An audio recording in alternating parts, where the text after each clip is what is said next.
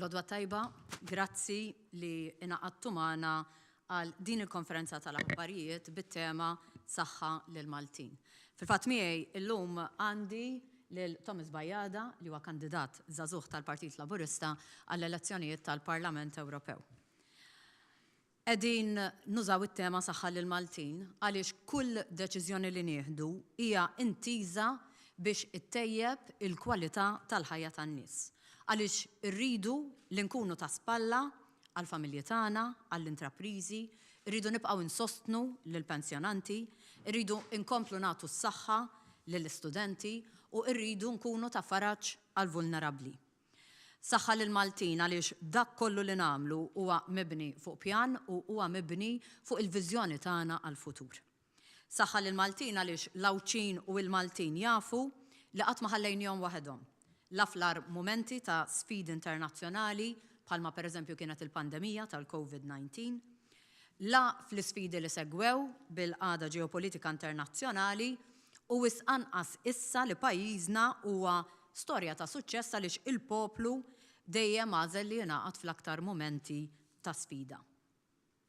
Kien ħarsu lejn pajjiżna llum qegħdin naraw pajjiż b'ekonomija b'saħħitha, xibka soċjali li tieħu ħsieb lil min huwa l-aktar dgħajef, sistema ta' saħħa tal-ogħla kwalità u edukazzjoni li qed tħarreġ lill-istudenti għal karriri li qegħdin jinħolqu. U allura il-Partit Laburista għażel it-tema Saħħa lil Maltin għaliex bil-fatti naraw li l-Maltin u l-Awċin jaħdmu għad-dħul tagħhom u aħna qegħdin naħdmu aktar biex nipproteġuh. U allura nirrikonoxxu wkoll l-isfidi tal-familji li qegħdin jgħixu minn xahar għal ieħor.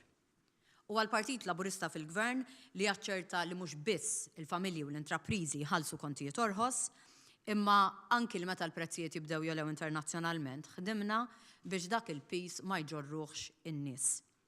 Biex dak il-pis ma jġorrux lanqas min qiegħed iħaddem. U ħanati ftit figuri għaliex sa minn Ġunju 2021 il-familji u n-negozji bbenefikaw minn 632 miljun euro fajnuna fuq il-kontijiet tal-elettriku biss, fuq iċ-ċilindri tal-gass, il-konsumaturi iffrankaw il-fuq minn 36 miljun euro u l-konsumaturi frankaw ukoll fuq il-prezz tal-fuel.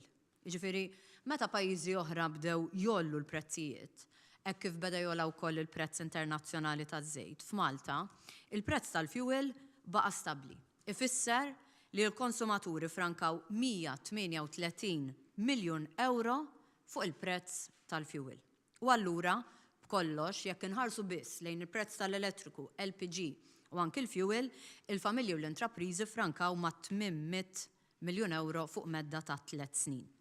U dan minix qiegħda nott 80 miljun euro fis-sena li konna frankajna lill-familji meta raħħasna l-kontijiet b'25% fuq dawk li kien impona Gvern Nazzjonalista. Però xi fisser dan? Ifisser li l-Partit Nazzjonalista f'dan il-qasam biss rrid jgħabbi lin-nies b'aktar minn 800 miljun euro. U qed ngħid dan għaliex li kien għall-Partit Nazzjonalista, dan il-pis ġarrewh il-familji u l-intrapriżi tagħna. Kull wieħed waħda minnkom. Għax hekk qed jgħid Bernard Grech, jekk jola l-prezz internazzjonali, jola l-prezz f'Malta. Jipprova jaqta' qalb in-nies li l-istabilità fil-kontijiet tal-enerġija hija sostenibbli. Jgħidilna li mhijiex sostenibbli. U allura Partit Nazzjonalista huwa garanzija ta' kontijiet ogħla. Ar minn hekk, bl-aktar slides riċenti li preparaw għalulna li mal-Partit Nazzjonalista mhux biss tħallas għall-enerġija ogħla imma ġorru wkoll l-ispiża tad-distribuzzjoni fil-kont. Issa f'dawn is-snin ma tajniex biss għajnuna fuq il-kontijiet tal-enerġija, imma għaliex konna ta' sostenna l-familji stajna nkomplu ninvestu fil-miżuri u inċentivi biex il-familji ikunu jistgħu jinvestu fis-sostenibilità fid-djar tagħhom. U hawnhekk bejn għajnuna fuq sistemi ta' reverse osmosis, roof insulation, double glazing, ristorazzjoni ta' bjar, heat pump water heaters, solar water heaters, pannelli, batteriji. Fuq 3 snin biss, jiġifieri mill-2021 sissa, in-nies ibbenefikaw b'aktar minn 18 miljun euro. U dawn il-flus gawdew minnhom aktar minn 30,000 residenza, ġifieri 30,000 familja. Issa, apparti dan biex ninċentivaw lin-nies jinvestu f'enerġija rinnovabbli, rajna li nkunu qegħdin nissalvagwardjaw dak l-investiment li jagħmlu l-familji u l-intrapriżi b'feed-in tariffs fuq perjodu ta' 20 sena u bekk qed nofru wkoll stabilità għal tul ta' żmien. Bħalissa, ġifieri din is-sena biss, il-Gvern qed jagħti il fuq minn 24.5 miljun euro biex jappoġġja skemi ta' feed-in tariffs. L-inċentivi mbagħad ikomplu wkoll għal min jinvesti f'sistema ta' enerġija rinnovabbli fuq skala ikbar. U għal din is-sena biss allokajna 53 megawatt b'valur tal-fuq minn 80 miljun euro fuq medda ta' 20 sena. Dan l-investiment fin-nies qegħdin nagħmluh għaliex nemmnu fir-rieda tal-poplu li jkun parteċipi fil-mixja lejn futur sostenibbli għal pajjiżna, bl-istess mod kif konna ta' appoġġ ukoll sa mill-ewwel jum biex inħeġġu lill-intrapriżi jaddottaw il-kriterji tal-ESG. Issa fuq naħa kellna l-Partit Nazzjonalista li rrid jippenalizza lill-intrapriżi li ma jkunux qed jilħqu dawn il-kriterji, u min naħa l-oħra Gvern Laburista li ħareġ b'inċentivi biex inkunu qegħdin inħeġġu l-investiment minn dawn il-kumpaniji f'operat sostenibbli. Tajb insemmi hawnhekk li permezz tal-ESG Grant Scheme qed nofru l-opportunità biex kumpaniji jirċievu għajnuna finanzjarja ta' 5,000 euro fuq medda ta' 3 snin biex iqabdu konsulent li jkun qed jgħinhom fir-rappurtaġġ tal-ESG report. U s'issa diġà kellna mal-14 l-intrapriża żgħar jew medji li rċivew din l-assistenza. Dan huwa dak li jemmen fih Gvern Laburista. Minflok nippenalizzaw lil min waħdu ma jistax jilħaq ċertu kriterji ġodda, qegħdin noffru l-għajnuna biex kulħadd ikun jista' jasal. U d-differenza hija ċara. Partit Laburista li jaħseb viżjoni u Partit Nazzjonalista li joħroġ bi proposti mingħajr ma jkun qiegħed iqis il-piżijiet li joħloq.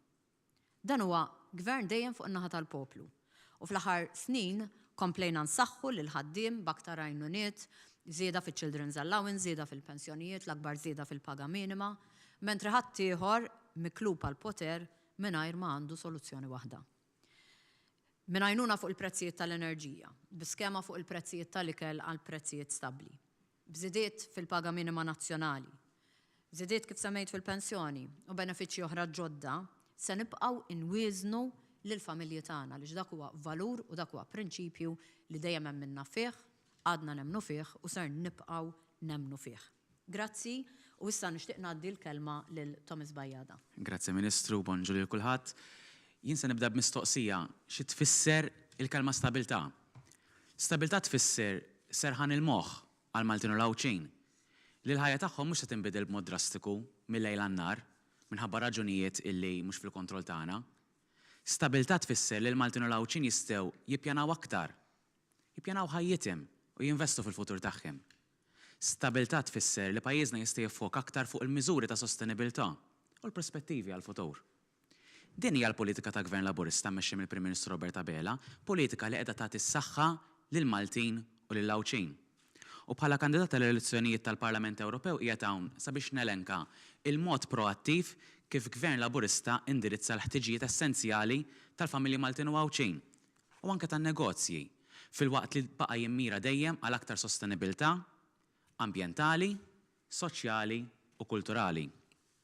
L-ewwel nett il-Gvern indirizza b'mod dirett l-ispiża tal-ħajja. Fosthom sussidji u aġġustamenti li jindirizzaw l-utiltajiet essenzjali u permezz ta' dan kull familja f'Malta u Għawdex issa tista' tgawdi minn servizzi bażiċi bl-inqas spiż finanzjarju. Dan jiżgura li l-kwalità tal-ħajja tkun ippreservata anke f'mumenti ta' sfidi ekonomiċi globali.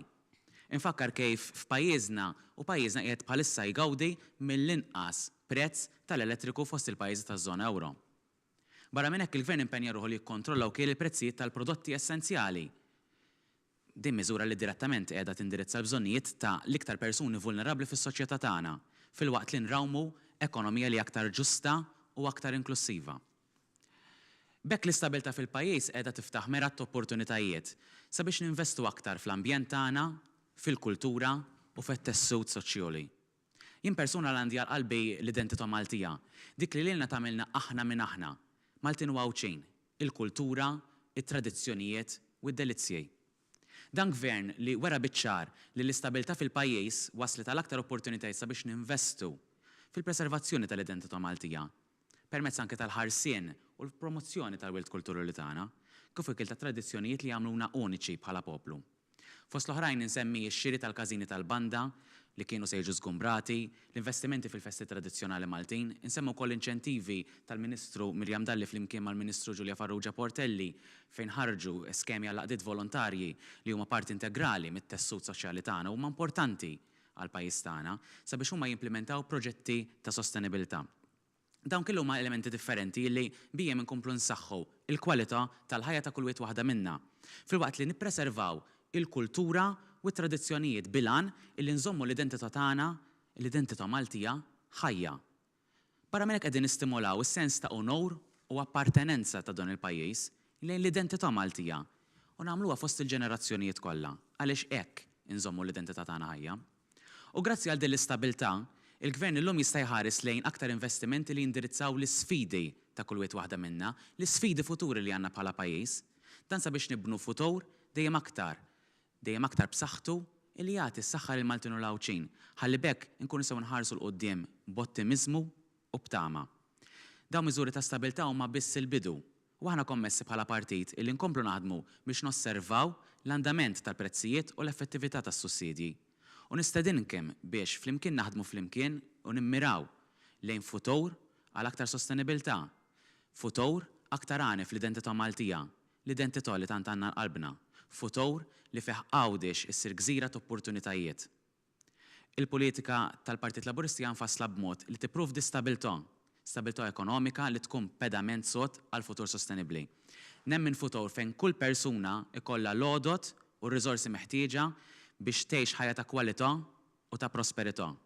B'mod partikolari nisħaq ix-xewqa tiegħi li nistimulaw u ninċentivaw liż-żgħażagħ sabiex jilħqu l-aspirazzjonijiet u l-ħolm tagħhom. Flimkien nistgħu niżguraw li fil-ġejjieni kull wieħed jista' jirrifletti fl-aspirazzjonijiet u fl-ambizzjonijiet tagħna bħala pajjiż maqut, pajjiż fejn tirrenja l-għaqda u mhux il-firda. U bekk flimkien bħala pajjiż maqut nistgħu nagħmlu differenza.